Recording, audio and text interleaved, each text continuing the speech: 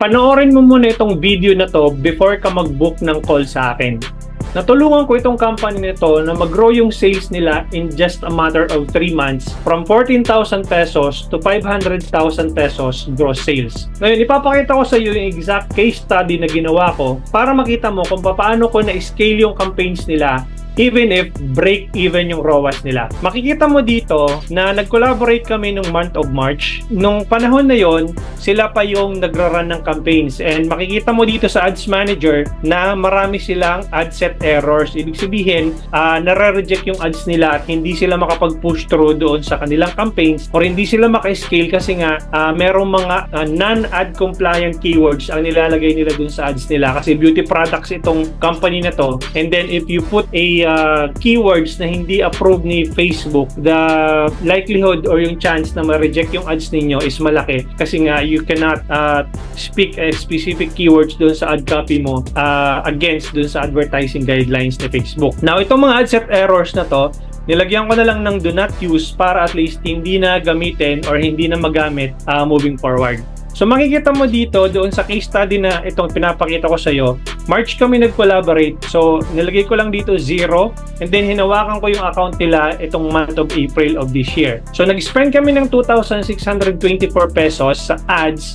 Ang bumalik sa amin is around 14,059 gross sales. Now makikita mo dito, sabi ko dun sa owner is at least ma-reach natin yung first 10,000 pesos na sales natin for testing. And nakakuha kami ng 14,000 na surpass namin yung 10,000 na goal namin and naka-achieve kami ng return on ad spend na 5.36 ROAS. Now, ang break-even ROAS namin, at least maka-reach lang kami ng 1x.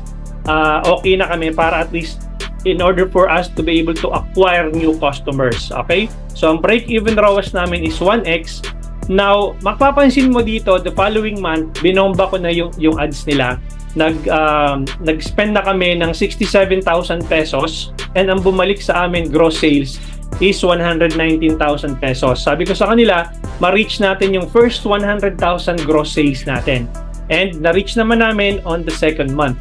Then sabi ko, month of June, dapat ma-reach natin yung 500,000 pesos na gross sales natin. And we were able to acquire or achieve the sales goal na gusto namin, which is na-reach namin yung 534,000 na sales goal namin after spending 387,000 pesos. Now, ang return on ad spend namin, again, kailangan at least maka-reach kami ng break-even ROAS na 1x. So, mapapansin mo dito, more than pa sa 1x yung break-even ROAS namin. So, mini-maintain namin yan even if hindi pa kami ganun ka-profitable, although meron na kaming kahit papano traction on getting or acquiring new customers. Now, sabi ko sa kanila, month of July, which is today, as of this recording of this video, today is July 19 at 12:20 PM. Alright? Sabi ko sa kanila, dapat ma-reach natin yung first 1 million natin for the month of July. And as of kahapon, ang total sales na is 542,000. We still have a few days left. So 7, 8, 9, 10, 11. 11 days left. And I'm confident na mahihit namin yung first 1 million po namin. Now, ano ang gusto kong iparating dito na kahit na ang ROAS namin ay 1x, okay lang mong sabayan yung momentum even if ang ROAS mo is hindi pa ganon ka-profitable. Although may profit na kami dito, kaya lang hindi ang gusto namin at least ma-maintain namin yung break-even ROAS namin. Dito sa number of customers na acquire namin, 23 on the first month. And then May, naka-acquire kami ng 179 and makikita mo yung gradual increase ng aming customer acquisition na tinatawag. So in total, as of yesterday's record ng sales and customers acquired, meron na kaming na-acquire na close to 2,000 customers or 1,943 to be exact. Then, ang computation namin dito is yung customer acquisition cost namin is roughly nasa 350 pesos. Kasi pag kinumpute mo to, 1,345 divided by 4 months, roughly, ang customer acquisition cost mo, sabihin na natin 350 pesos.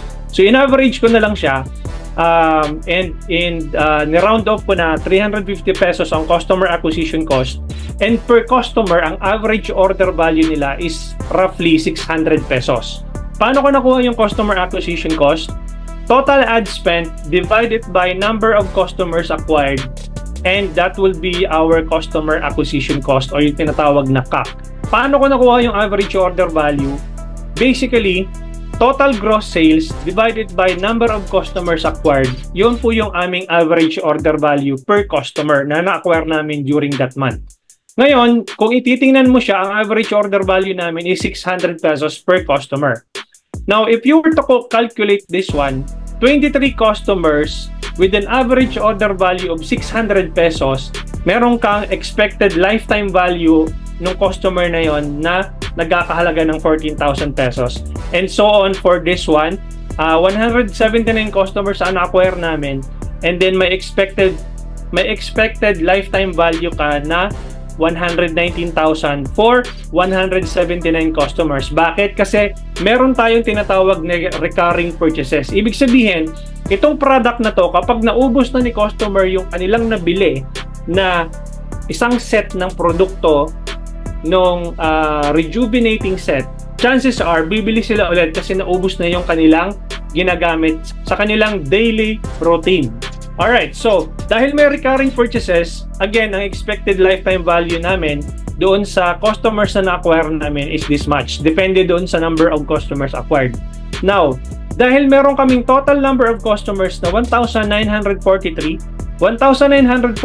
customers with an average order value na 600 pesos, ang potential sales projection niya is 1,165 pesos with just an average customer acquisition cost per customer of 350 pesos. Ibig sabihin, for us to be able to sell 600 pesos average order value per customer, na-acquire lang namin yung customer na worth 350 pesos, and we can be able to sell them more after we have acquired that customer on that specific amount, which is 350 pesos. That is the amount we should be willing to pay for every customer na papasok doon sa Facebook ads namin para magkaroon kami ng at least profitable na average order value per customer. So nagkaroon din kami ng conservative projection sa lifetime value. So hindi namin kinalculate yung total ng 1,165,000. Nagpeg na lang kami doon sa at least 70% recurring purchases nung previous customers namin from 1,943. So nagpeg na lang kami doon at least 70% recurring purchases because of course, you cannot expect 100% recurring purchases from the customers you have acquired. So ito na yung magiging problema or ito na yung magiging good problem na tinatawag ng team nung may-ari in order for them to establish a good customer relationship dun sa previous customers na bumili ng products or ng rejuvenating set. So again, yung lifetime value na pinoproject namin doon sa 1,943 customers is at least 70%, and then that will give us a rough estimate of 800 plus gross sales or revenue. Now, ang sales goal namin this year at makahit kami ng 31,610,000 total gross sales for this year with an average order value of 600 pesos. I-times mo yun sa number of customers, we only need 52,683 customers to be exact in order for us to be able to hit 31,610,000 gross sales this year. So if you want to have this formula, I'm inviting you to book a discovery call with me para magkaroon ka ng idea how much you should be willing to pay for every customers acquired na papasok doon sa Facebook ad campaigns mo, even if break-even ROAS ka pagdating doon sa Facebook ad campaigns mo. So go ahead, click the link below, and I'll see you inside the 30 minutes discovery call with me.